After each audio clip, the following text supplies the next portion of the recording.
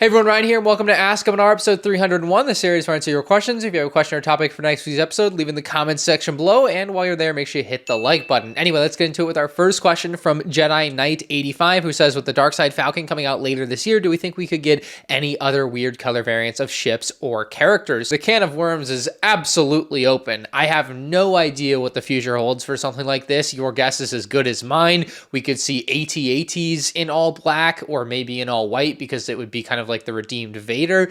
You know, there's so many possibilities with something like this. It's really hard to know where they're going to go with it. I think a lot of it may depend on the success of the first set, being the Darkside Falcon.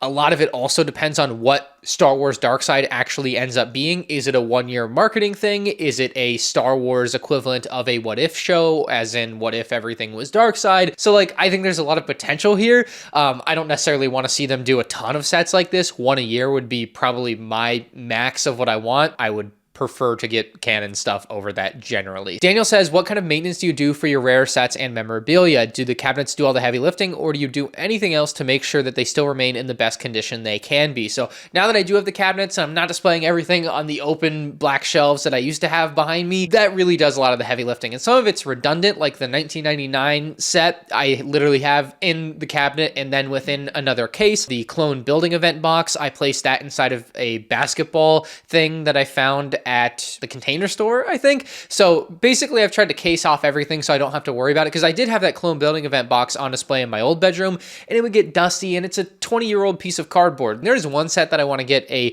acrylic case for, that 2008 Clone Wars Comic Con exclusive set. I think that would be amazing. But yeah, generally now I've tried to set myself up so rare sets and non-rare sets alike, whatever, I have to do very minimal upkeep on it because it's a huge time sink. Literally spend a day dusting my entire collection. I've been enjoying trying to optimize my collection in that way so that I don't have to do much maintenance. Next question from Cooper Kayak says, do you think the rumored Beast set with Young Leia is a Bad Batch Season 3 set? Could be the reason why it's more unknown than the other sets in its wave. So to answer the first question, do I think it is or could be a Bad Batch Season 3 set? No, I don't think it will be. I think it's really weird that LEGO would do a creature from Bad Batch Season 3. It definitely is possible. It's not like an impossibility. Like, they definitely could do it. I just don't think that they would, or that it is, you know what I'm saying?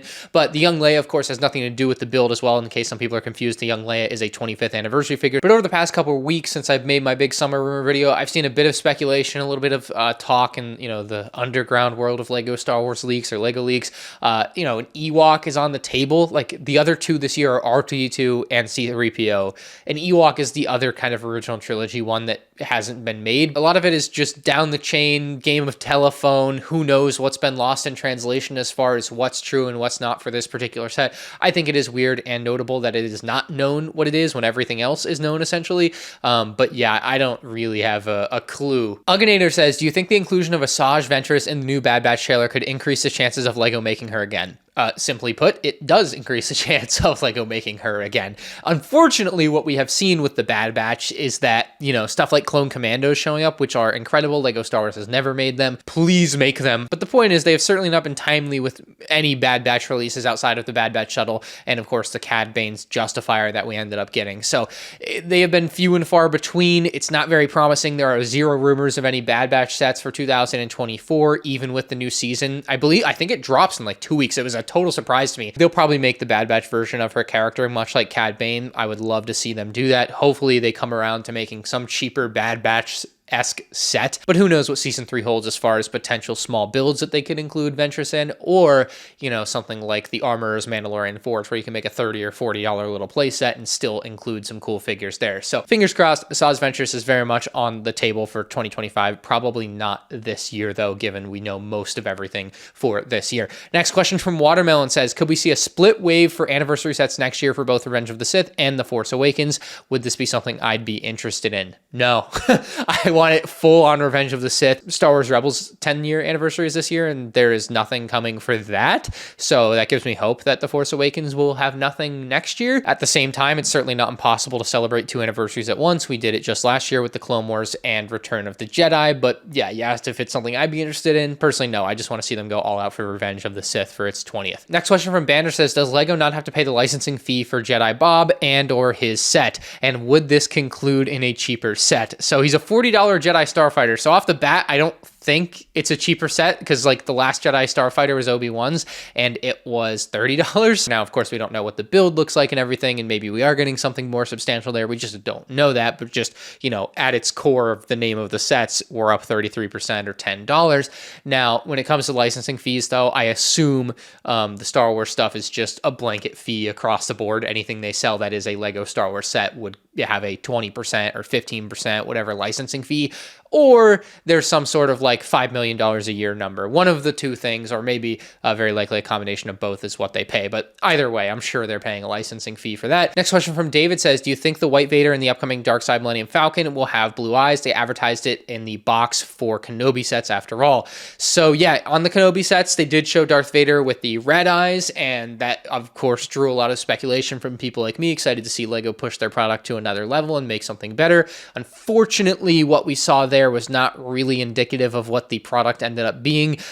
You know, I certainly never expected Lego to give Vader red eyes, but once they put the idea in your head, it's kind of like, oh yeah, I would like that. That would be really nice. I would love to see that happen for this White Vader with the blue eyes. I think that is an important part of the design from what I've seen in Legends or from the Black Series figure. Like, it would look amazing. Next question from Drew says, are garage sales at Lego conventions a good way to build a clone army? Seems like a lot of good deals. It certainly is one of the best ways to get deals on Lego sets. Now, of course, you never know what you're going to find there. It's a yard sale that people have just brought in whatever items that they want to get rid of. But if you watch some of my vlogs where I kind of walk around yard sales at some of the Lego conventions I've been to, there is a ton of awesome stuff. There's a lot of things that you may be interested in that no one else is interested in, and that might help you get some sort of good deal on that. You can haggle all day with the people there. A lot of people brought stuff and they just want to get rid of it. Not everyone there is trying to get top dollar reseller value. Like, to a lot of people, it's like, yeah, you know, here's my $100 item. What, $75? Sure, take it from me. You know,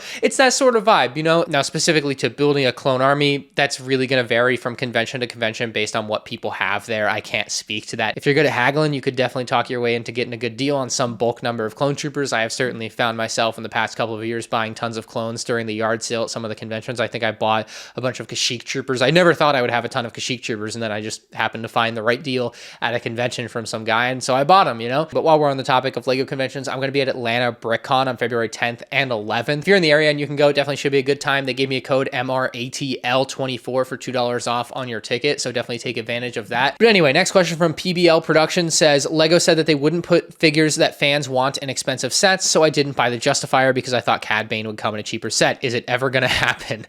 Probably not. Some figures are going to have to be in expensive sets and not be released in other sets. It's just how it's worked before. It's how it's always got to work. You can't release everything for the lowest common denominator of $10 or in a $5 poly bag. It doesn't make logical sense. So I would imagine Cad Bane, at least that version of Cad Bane, is probably not coming in another set. I have no idea why they wouldn't do a different version of Cad Bane from like the Book of Boba Fett or something, but that's also not rumored for this year. Anything can happen at any time though. You never know what's coming out next year, the year after, etc. Next question says, do you think we could ever see the return of Nexo Knights or a gift with purchase for 2025 for its 10-year anniversary? Half of you probably have no idea what Nexo Knights is, but don't worry, I have a friend that's an expert. We're going to call him up. Am I the only person that you know that has any Nexo Knight sets? You're the only person that I know knows what Nexo Knight is. You also might be the only person with a complete collection of Nexo Knight tiles in the world. Yeah, there's that. The chances of a return of it, medium low, except for Dreams keeps doing like these like backhanded references. I think that's your best chance for it. Thank you for your answer. You guys can subscribe to Pro Lego channel, link below. Kevin says, hey Ryan, does your job stress you out? If so, what aspect of it does? Keep up the great work. Love the channel. Well, thank you very much for the kind words. I would say generally no. I don't find myself very stressed out very often, if at all. Most things like yes, I don't like Lego State of Clone Troopers, and maybe that stresses me out because I want them to be better, whatever, but like, is it something that is going to affect my life in any meaningful way or cause harm to me? No. So it doesn't stress me from like that perspective. As far as video production and daily content, I think we're at 30 straight days of uploads for 2024 right now, which is insane.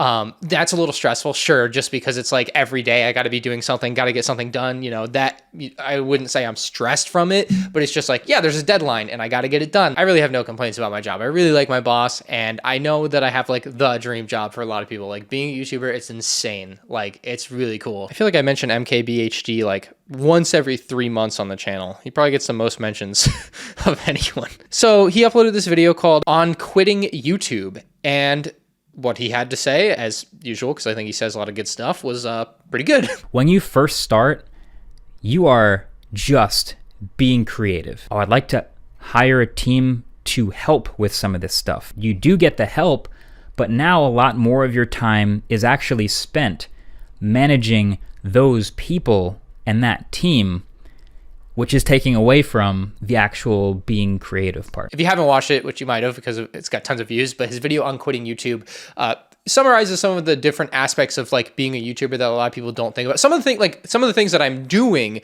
that like I didn't even realize like are things that you're doing in a sense, but he really summarizes it very well. And maybe if I was going to pick the most stressful thing, it's just that you have to be like in charge of everything. You know, I am the CEO, I'm the head creative. I got to make sure I'm getting all the Lego sets as soon as I can. I got to make sure they're built, whether I'm building them or someone else. You know, just, you know, being in charge of everything is a little bit stressful if you want to call something stressful. So I'll go with that. Lego Fry says, is there still supposed to be an AAT Lego set coming out later this year? I remember watching a few videos of people saying that it's definitely coming out because of the poly bag. As far as we're concerned, we know every Lego Star Wars 2024 set, there's no AAT this year. So the trend of a poly bag coinciding with a big set, those things correlating to each other just isn't happening this year. And that's the thing with Lego. Trends are trends until they're not. They release 2 battle packs a year until they didn't. So unfortunately, the poly bag did not mean there was definitely a bigger AAT coming this year. But the past few years had certainly, you know, kind of pointed in that direction, and I was very hopeful that it would as well, but yeah, it seems like that's just not happening. Next question from Snoop says, when is LEGO going to make more Battle of Kashyyyk sets? I feel like they have really neglected it, and it definitely has a lot of potential, and you were onto something here. I mean, the 2016 Turbo Tank was Kashyyyk themed, and I'd love to see them do another Turbo Tank next year that's Kashyyyk themed. We had Yavin last year. This year, we're supposed to get a Death Star playset somewhere in the $150 to $170 range, probably, given that the piece count's like 1,500, you know. There does exist a canceled prototype Kashyyyk set from the mid-2000s that they never released. You know, the idea has been there in the past where they have like Yoda's escape pod and some of the trees from Kashyyyk. Maybe you throw in a Corporate Alliance tank droid and a spider droid. If it's going to happen, next year is the year, in my opinion. Beapathique was actually one of 2 people to ask this question this week. He says, would you ever consider opening a LEGO Star Wars museum? In this dream, I imagine each set ever built and displayed with a sealed copy of the set right behind it with a plaque stating the release date amongst other details. I'd say if anyone could open it, it'd be you. I'd take my wife on vacation to Florida to visit it. So I don't know about like the sealed set with the open set. I feel like that's a lot of money. Like I've had people ask me if I would also collect every set sealed, and it's just like, dude, I'd have to ask Brickingham what the value of his sets were when he had every set sealed.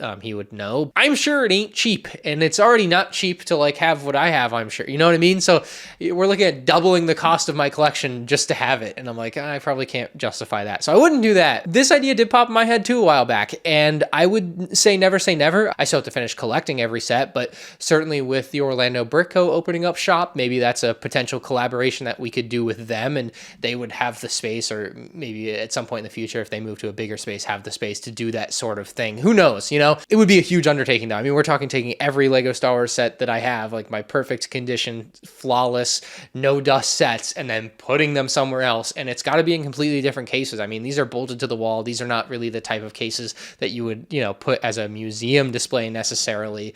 And I don't know how much like square footage you need for that sort of thing. You know, there's a lot of question marks there. I also have no idea like how many people would be interested in going to that sort of thing. If push came to shove, am I willing to like put all of my stuff somewhere else? I don't know. You know, I'm not opposed. Maybe doing something at a convention where I just bring a few things would be kind of cool too. I have no idea. I'm just throwing out ideas. But I love the idea of like a full like museum with every set, because I think that's like the coolest way to do it, is to like actually just have everything there, because why not? So who knows in the future, but I wouldn't do it until I had everything, which will probably be another 2 or 3 years of buying the older sets sealed in box still. Like there's still quite a few sets I need to get to review and such. such. So we're getting there slowly but surely. But anyway, guys, thank you so much for 301 awesome episodes of Ask MandR. If you have a question or topic for next week's episode, leave in the comments section below. Like I said at the beginning, also like the video, and I'll see you next time.